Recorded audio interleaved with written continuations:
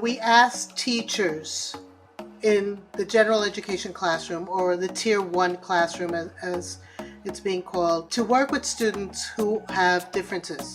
There are differences in language, differences in learning, but we don't train them to work with the students. I was a teacher for a good 15 years before I knew what scaffolding was.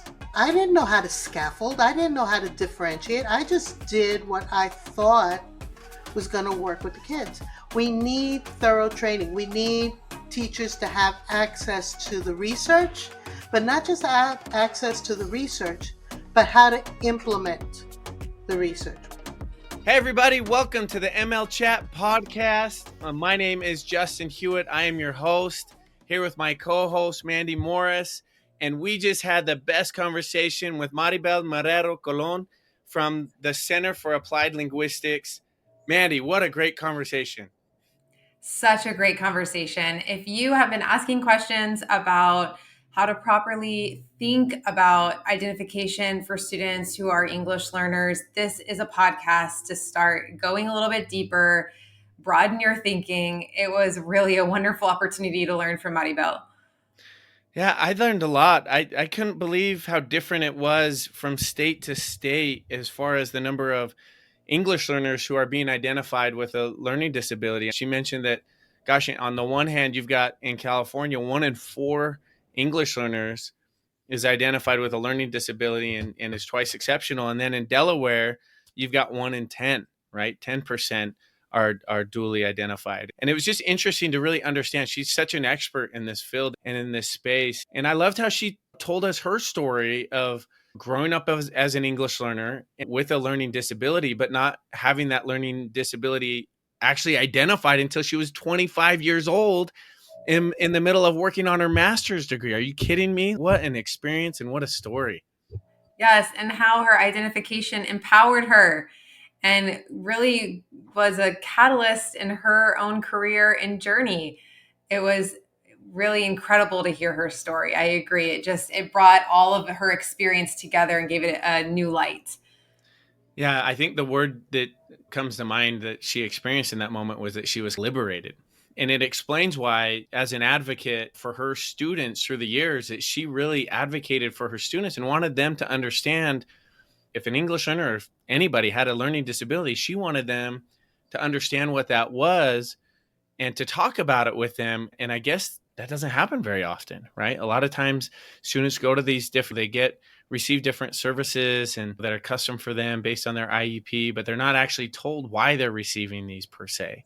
And so I love that she's really helping these students understand their situation that much more. So that way they can use these specialized services to make the progress they want to and need to make. Anyways, that just really stuck out to me.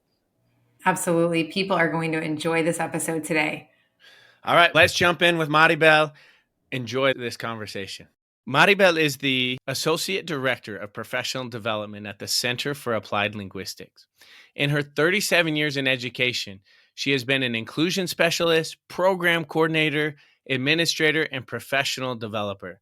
Marybelle has acquired experience within the fields of ESL, bilingual education, bilingual special education instruction and evaluation, content area instruction, and professional development. In her current role, she provides coaching, workshops, and presentations for schools, districts, and at national conferences. Marybelle has a BA in psychology and Spanish language and literature, an MA in bilingual special education, and an MS in administration and supervision with a specialty in professional development. Marybelle, we are so excited to have you on the ML Chat podcast. Welcome. Thank you. I'm so happy to be here, and I'm honored that you invited me. There's a lot of great podcasts that I've listened to because I'm one of your subscribers.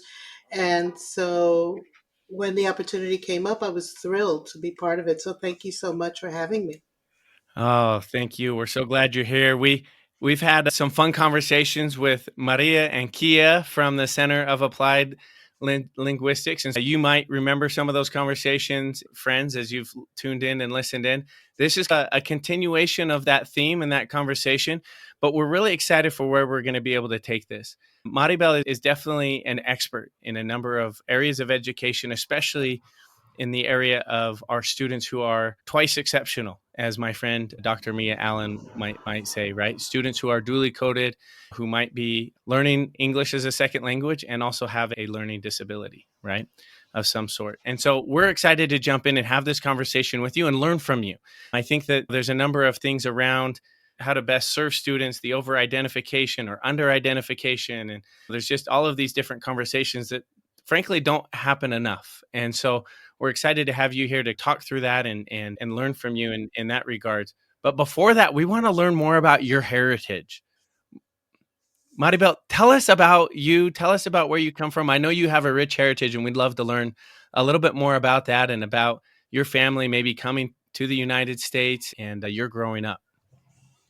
Thank you. Yeah, my heritage is pretty long. My family has really paid attention to where we came from. So I had a great grandmother who I loved dearly. She actually came to the United States, not to the United States, to Puerto Rico from the Canary Islands in 1876. She was born 1876, came at the age of 13 to get married, and she brought a very rich heritage and a passion for family. I'm one of 81 cousins on that side of the family. And Wow. she made sure that we all knew like our complete family names. It was something that was drilled into us. That is a prolific family, 81 cousins. First cousins, then the others. The second and third cousins are there and they're still growing. Wow. And so she had this desire for everyone to know all of your family names. Marybelle, you told us before we started with the podcast. Will you Yeah. tell us your whole name? The full name, going back in history, is Marybelle Marrero Colon Sánchez Melende Adame Martínez Sotomayor Fierro. The way that works in the family is you do going backwards is you start with dad's side of the family, then mom, then dad, then mom, and you go back several generations until, yeah, the last person who it was on the side of the family. So there's about 150 years there. That is so cool. I've got to figure out how to do that with my name. I want to go back and figure that. That is so cool. I love that. We figured out my husband's by actually doing his family tree. So Mm. we started with the family tree and things that he remembered, and gotta love ancestry.com for finding Right. out these things. He only knew a couple of generations, so I kept digging until I got more. And was that your great grandma that went to Puerto Rico? Yep. She came over from the Canary Islands on a steamship to get married in Wow. the 1800s, before the Spanish American War. So she actually lived until 1976. So she saw every war between the Spanish American War and Vietnam. Did she celebrate her 100th birthday? We didn't get there. We Ah, just missed it by, I think, a few weeks. oh my We just goodness. missed it. But we celebrated every day because she always said that you have to celebrate each day. And when she passed 99, she was 99, almost 100, she was still raising children. She had three teenagers in her house that she was raising. That's So that amazing. was crazy. Wow. So there is that strong Puerto Rican heritage. My parents came over in the 1950s. They met, got married, had me right away, and my dad came at the end of Operation Bootstrap. And so there weren't any jobs, and so they worked really hard. They started in factories, then opened up their own businesses. My parents were in dry cleaning, and after a while, they started flipping dry cleaning stores. And once they got in up and running and looking really great, they would sell them and go on to the next one. And they made sure that myself and my brother got all the education possible. But one of the things that started me in working with bilingual special education is the fact that I was one of the kids who fell through the cracks. My parents were told that I had learning problems because we spoke two languages at home. And that's not true because at the age of 25, I was finally diagnosed with being dyscalculic, which is dyslexia with numbers and numbers processing. And do you say that is that dyscalculic? Will you say it again? It's dyscalculia. Dyscalculia. So I say dyscalculic as an adjective. Marybelle, thinking back, I'm imagining your parents working really hard and trying to flip dry cleaners and make a life for themselves and for their children. How do you remember your parents processing that information?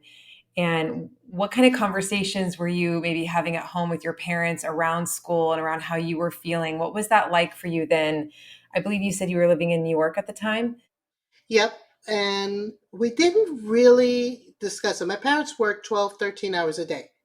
My father and I also lived out of district because my father didn't want me to go to inner city schools. So he would literally drive me every morning to another district, more middle class district, and he would pick me up in the afternoons. So we primarily worked on survival skills in my early years, just getting through the day, getting the work done. My parents weren't the ones who went on school trips with the schools or came around to be the classroom mother. There was no time for that.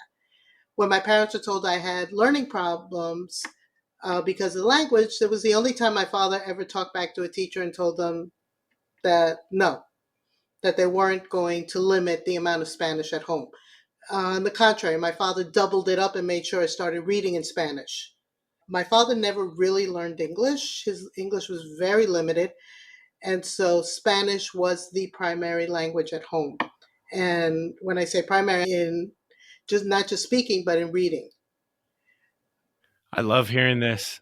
I love hearing this because I feel like during that time, a lot of families lost some of their heritage and they went all English. And I love the courage that your dad exemplified here that no, we're not forgetting our language. We're not forgetting our language and heritage are so closely intertwined. And so that is really cool. I can tell how brave your parents were anyways. Moving to New York, and then they're not just like fixing up a dry cleaner and then appreciating it. They're flipping it to go get another one or a laundromat and do another one and clean that one up and do it again. They got comfortable taking risks that they probably had built up a lot of confidence to understand what real risk was and what it meant to be brave and be courageous in those kind of moments.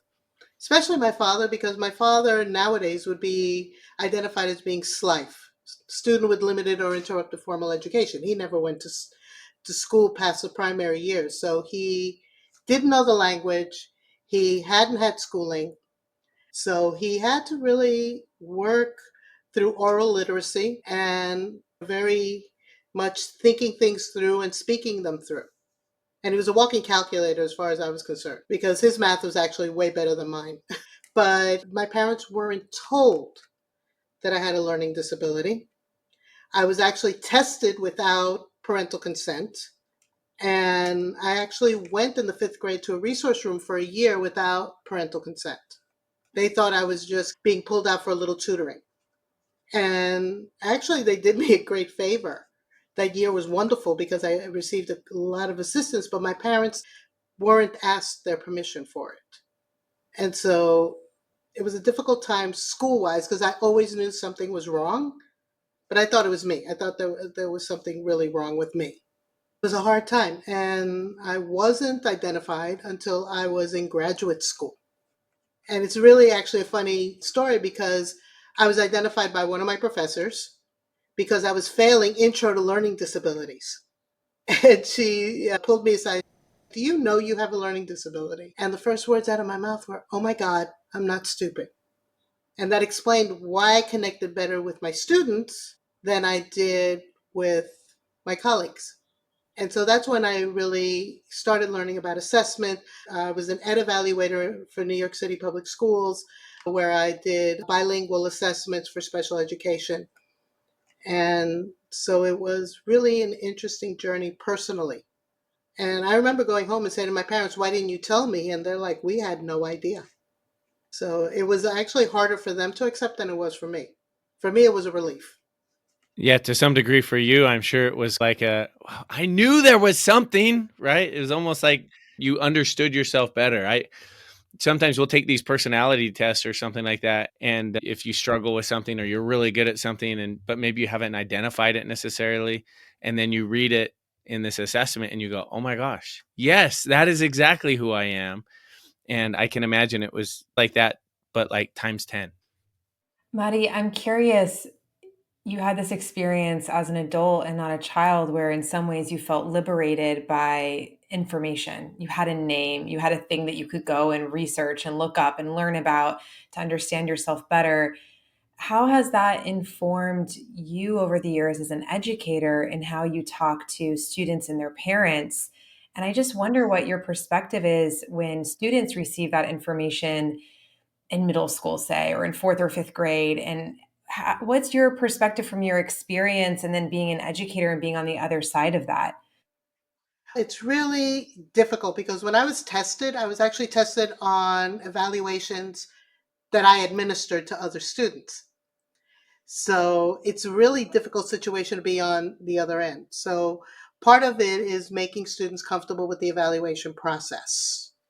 Because a lot of parents, especially if you come from a culture that doesn't accept the idea of a disability other than physical, it's really difficult conversation. But it gives hope.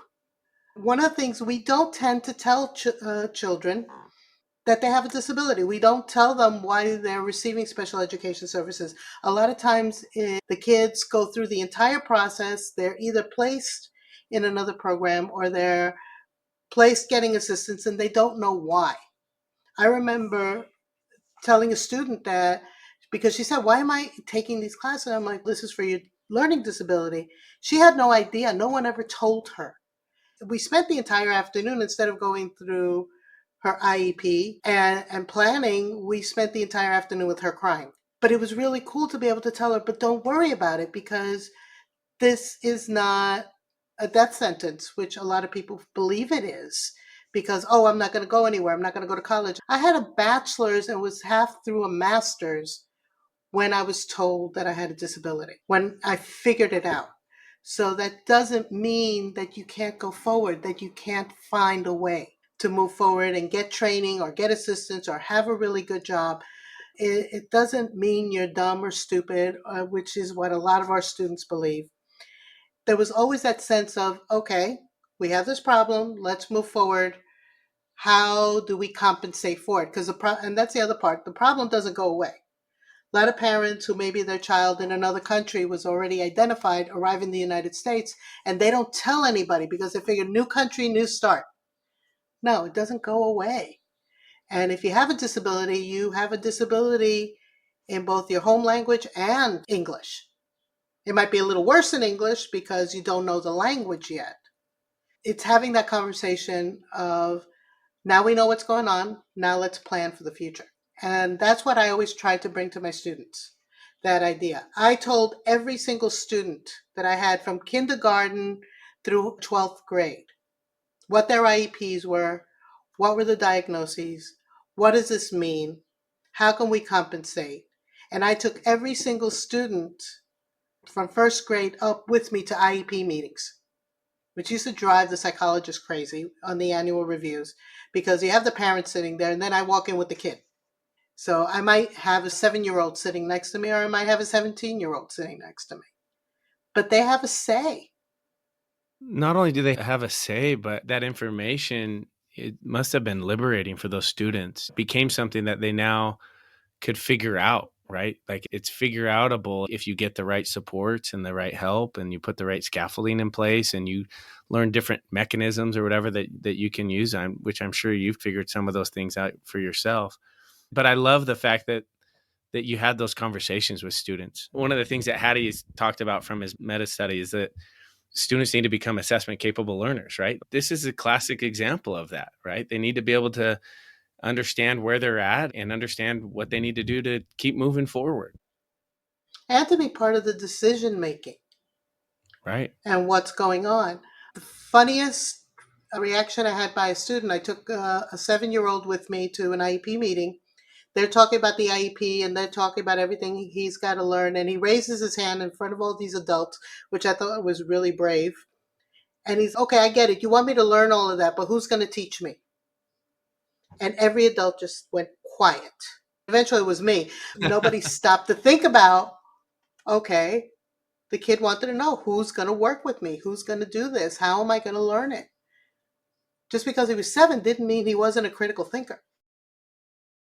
Maddie, I love that student called out what can be a shortcoming in our system is a lack of resources. And sometimes the resources are the people that, how have you seen that fold out in your career? And I'm just really curious, have you seen creative ways to problem solving that? It is because it's working per kid. One of the things that I learned the minute I got tenure, I got to open my mouth and say things.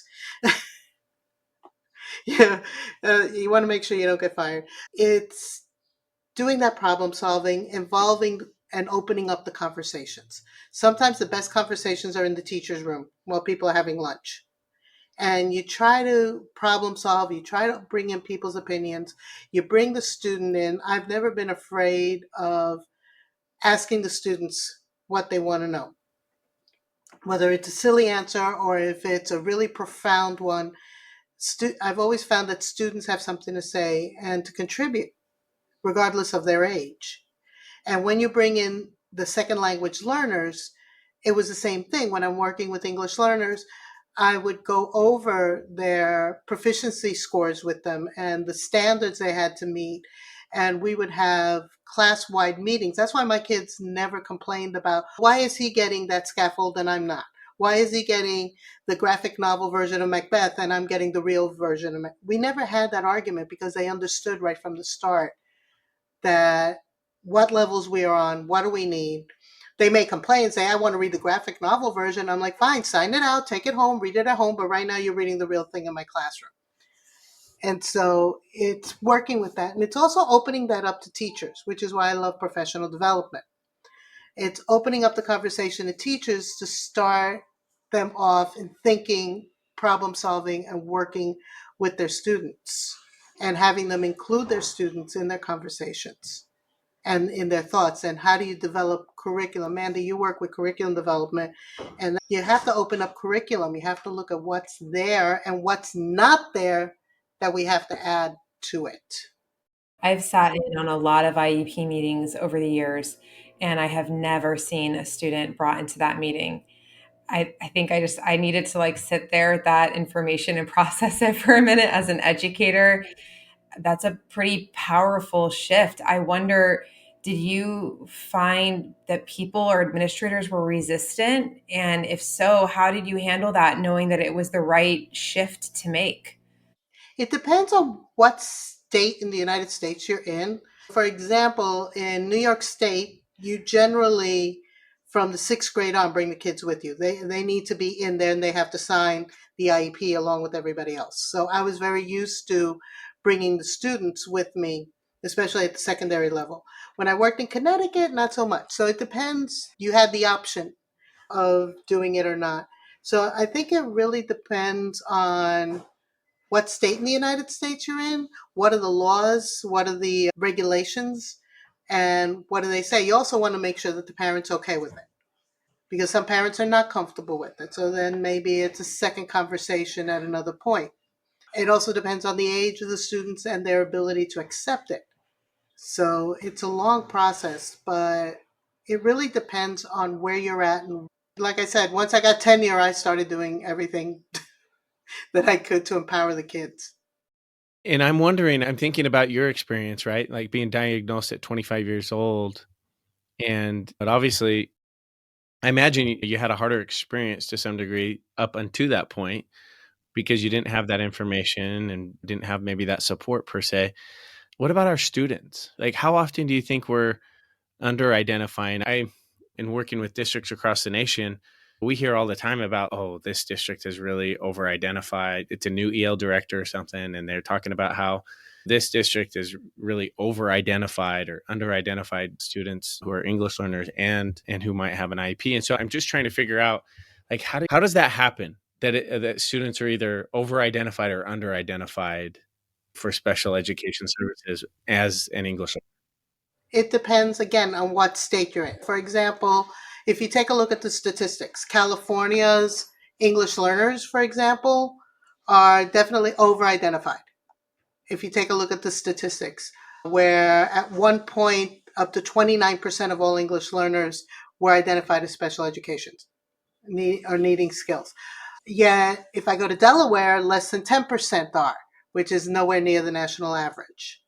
Some districts say, no, we can't identify English learners as needing services until they've been here 3-4 years. That could be a disservice to kids, and that's where kids start falling through the cracks as they learn to work the system.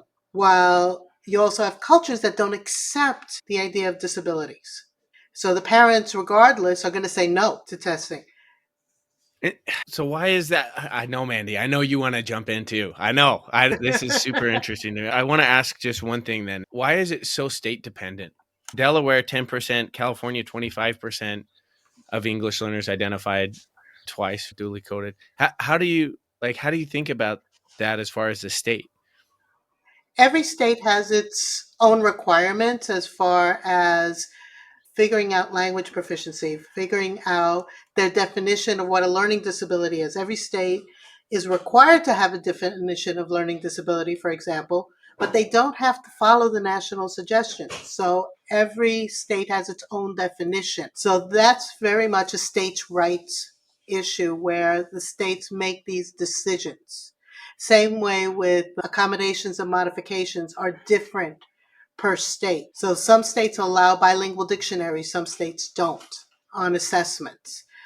All of them allow specified locations and extended time, but that extended time might be no limit, 1 hour limit, a time and a half, double time. Some states have no limits. And believe me, those are the hard ones because you're there taking the state exam with the kid until 9 o'clock at night, which I've done, and it's really difficult because you have to send out for food during the test. Figuring out the identification, the implementation is a state issue. It's not a federal issue. Federal guidelines give suggestions. We still use allow remedies on the federal level. So in other words, they know they have to do it and they have to provide the service, but how they do it is a state decision, which is okay because different groups gravitate to different states. Mari, I would love your input on this. Going back to what you were talking about with students not being identified in year 3 and 4, that can sometimes be a disadvantage to the student because they're not getting the resources and support that they need. In a previous role that I was in, I was working in a coordinator position, and there was a lot of talk in the school district about being over-identified. Our students were over-identified. So I met with our SPED department, the director, and we were talking about it. And she said, you need to get a task force together. You need to have ELD, SPED, equity, all in the task force. We've got to get our data together before we can get any kind of action plan or response. We need all of the data first. And something that we were really struggling with in that first year of having the task force was trying to understand, with our influx of SIFE and SLIFE students, when do we draw those parameters around identification? Because we had students who were coming in middle school and high school with no formal education, background education. And there were times when it felt like identification was the right thing, but it was so hard to create a procedure around it because we also didn't want students just being identified in 10th grade because they hadn't yet had the opportunity to be in a formal education setting. I would love to hear your perspective on what advice do you give for school districts that are grappling with this, especially at the secondary level?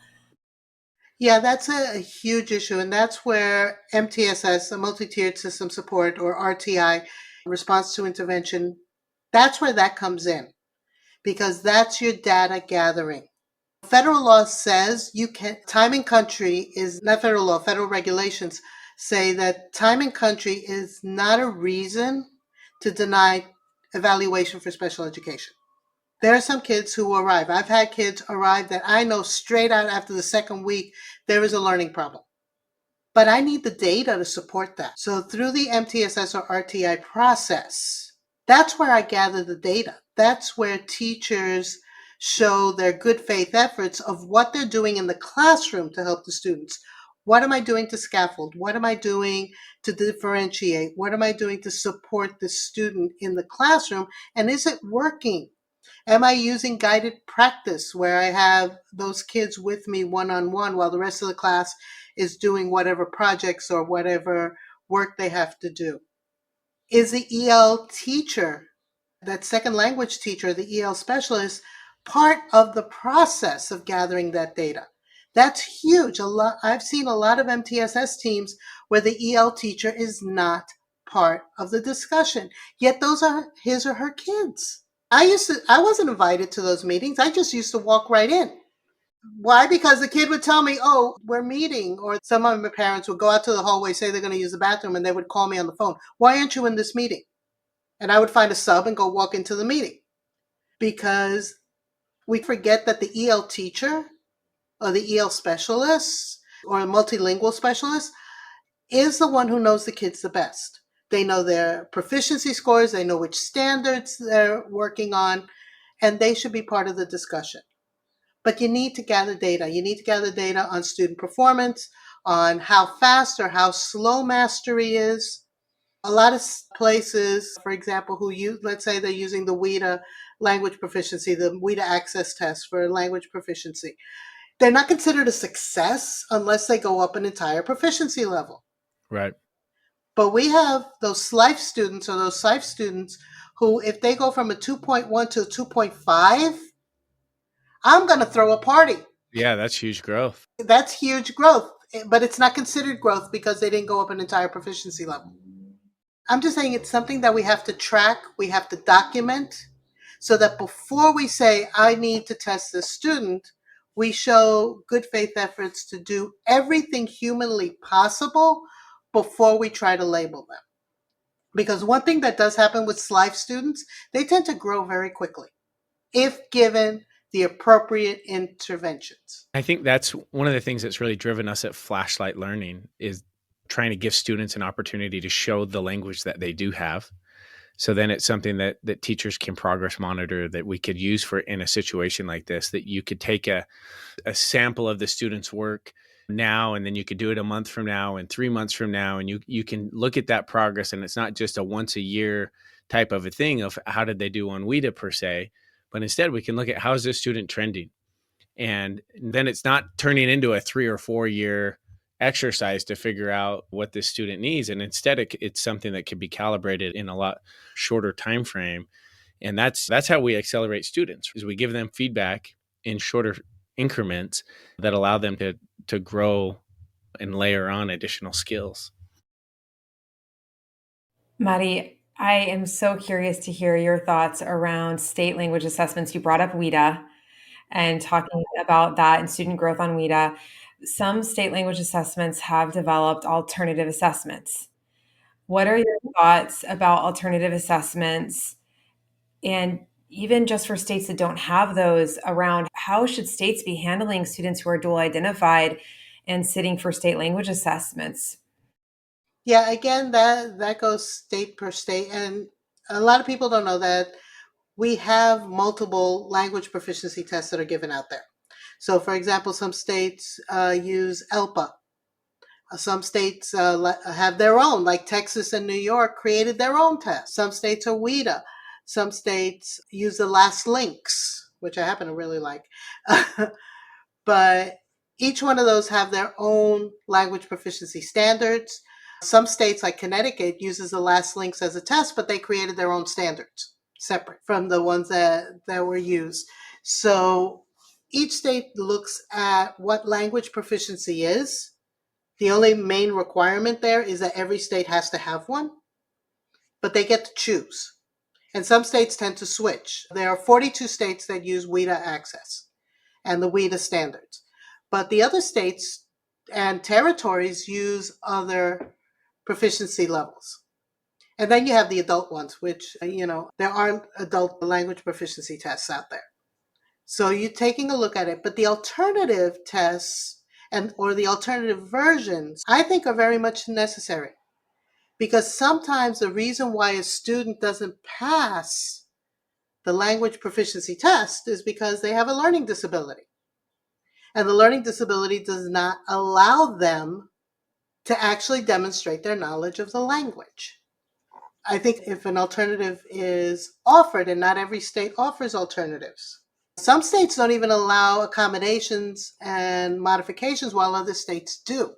You have to take a look. That's why State Department of Education's websites are so valuable for information, because that all is there in every state of what it looks like.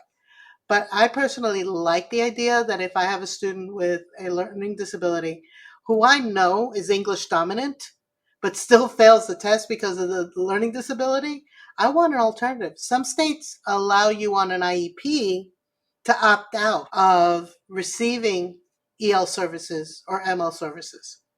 So they're allowed on the IEP to actually say this student's going to receive all services in English. Unfortunately, most of those states still require the student to take the proficiency test. You honed in on something. If you have a student that is English dominant, but still failing the state language assessment, then you want an alternative.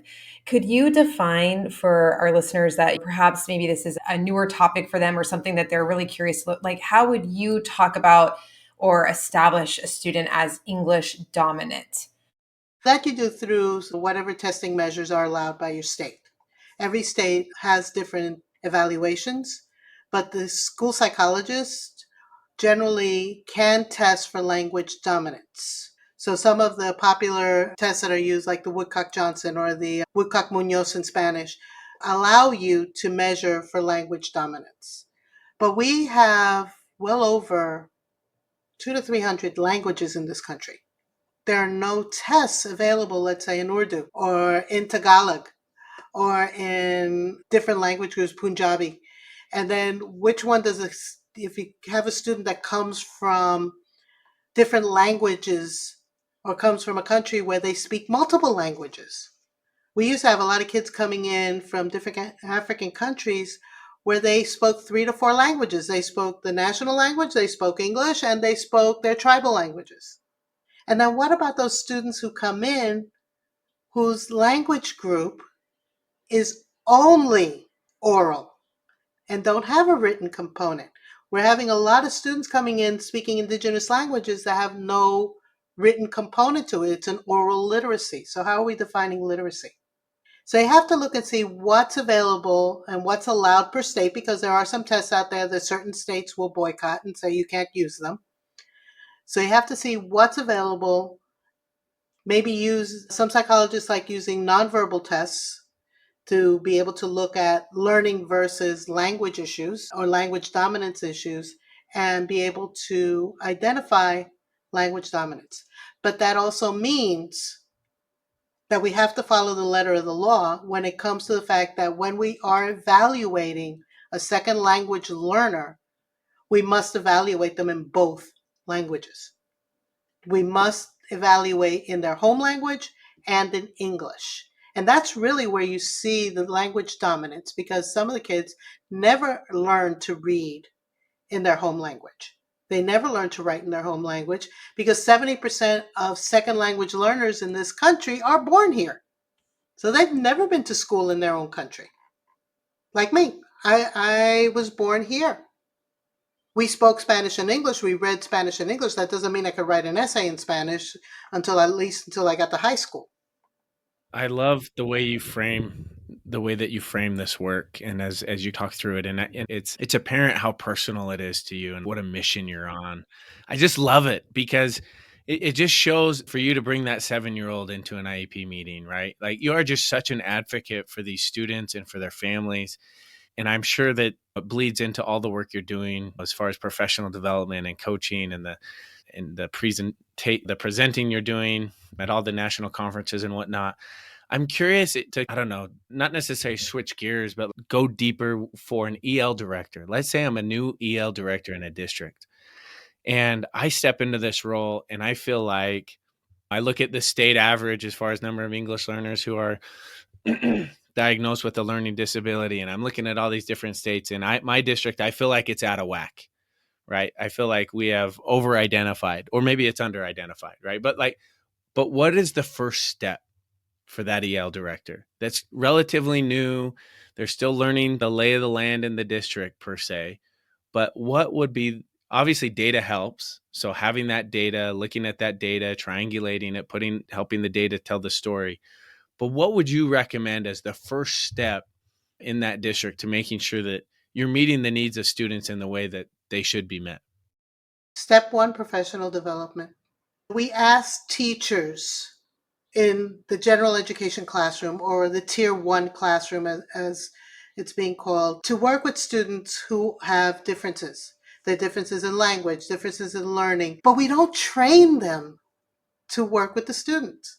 I was a teacher for a good 15 years before I knew what scaffolding was. I didn't know how to scaffold. I didn't know how to differentiate. I just did what I thought was going to work with the kids. We need thorough training. We need teachers to have access to the research, but not just have access to the research, but how to implement the research. I do a lot of PSYOP training, sheltered instruction training, and the most important part of that training is making sure that theory can be put into practice, because theory without practice means nothing. It's a nice tidbit of information, but I need to be able to use it in the classroom.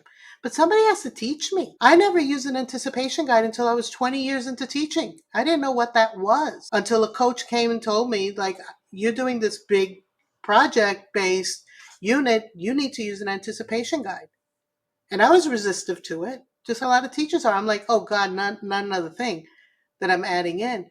But it was the best thing I ever did for that lesson. It saved me weeks of heading in the wrong direction with my students. So it's professional development is the first piece. What do your teachers know? What do they need to know? What is science-based research methodology? And how do we document student progress and mastery? That's the first step. Before we start trying to take on the system, start trying to take on the assessments and everything, what is it my kids need to know and how do I teach it? Especially in the tier 1 classroom where literally you can have everything in that one classroom. I'll give you a good example of that. I taught my last year in the classroom was 2012. And I had worked myself out of a job because out of my 72 English learners, 70 of them had passed the New York State English as a Second Language Achievement Test, the nicest slat. And I had worked myself out of a job. Literally, you had worked yourself out of a job. I had 2 English learners left that year.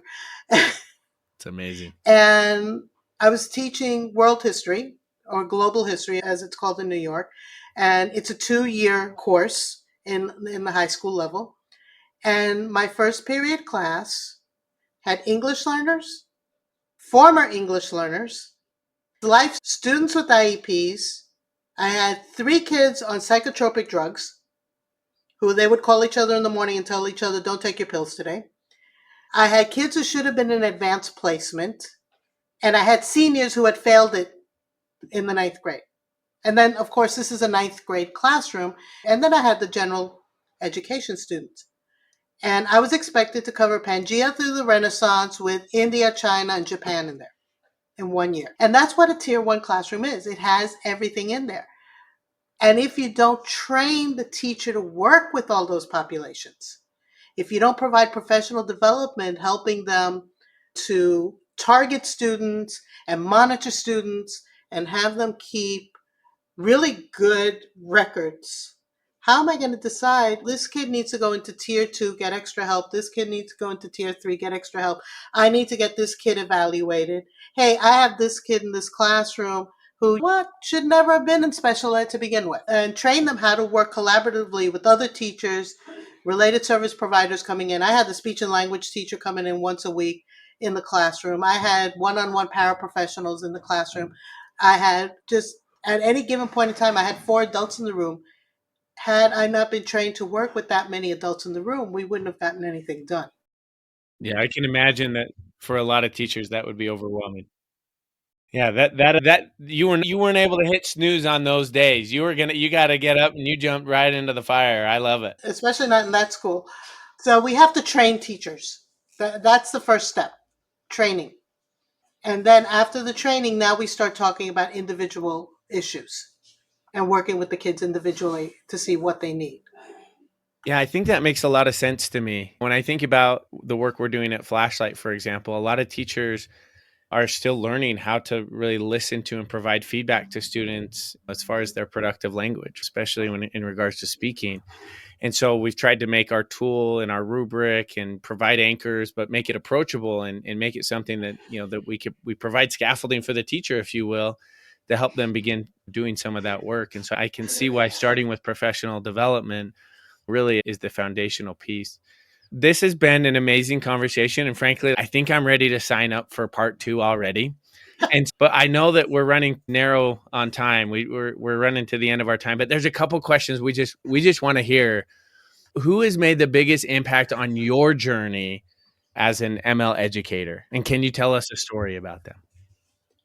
I think I can name a couple of people. First was my assistant principal when I started teaching in 1986, and I was not an ed major. I was a forensic psychology major, and I fell into teaching because they offered me a free master's and a job that I needed desperately. And that assistant principal, and I'll say his name because I love the man dearly and I think he deserves kudos, Martin Fiascanero, and he was phenomenal. He literally sat me next to him and he was an Italian speaker, and he literally sat me at his desk and taught me how to write a lesson plan. He would come in continuously to observe and to help me and to really be there. Years later, when I was changing jobs, he called me and was like, hey, come in. I'm a principal now. Come in and work with me in my school. So he really was the first person to really sit me down and explain, because I literally knew nothing, to start working on that. I found out what I was teaching from looking at the kids' program card. It said Marrero General Science, and I'm like, okay, I think I can do that. The other person I think really influenced me was Dr. Edna Vega, who was the superintendent for the Office of English Language Learners for the City of New York. And she taught me everything I know about professional development and how to work for it. And talk about a perfectionist. If a comma was out of place in a handout, we had to redo the whole thing. But she really taught me how to work with teachers and the adult learning piece. And I've got to say, the last person is Dr. Deborah Short, developer of the SIOP model. She was the one who trained me in 2000 and started me on the road that got me to go to Cal to work with professional development. She was phenomenal in breaking down how students learn from me. And I was the annoying teacher. I kept emailing her after the training and sending letters and asking questions. And every conference I would show up in her groups. She probably thought I was stalking her. But I learned so much from her. Still, I look for her when I go to TESOL. First thing I do is I start looking for her because I learned so much from her, because she broke down for me what it meant to be a teacher. And then how do I take it as a staff developer, a professional developer, and help teachers implement. Those are the people that I think really helped. I was very blessed in that I came into the field at a time where the best of the researchers were out there. So I was very blessed in learning from all of them. Mari, this has been an amazing conversation. Your passion for this work is infectious, and your experience, you're able to really articulate it in a way that feels so practical and applicable for the admin and teachers who are listening to this today. We are so thankful that you were able to spend this time with us. Thank you so much. Thank you. I really appreciate being here and having someone listen to what I have to say. Oh, there's going to be a lot of people who will listen and frankly learn a lot from this. And so, Marybelle, thank you so much for being here with us and being on the ML Chat podcast. It was great to have you here.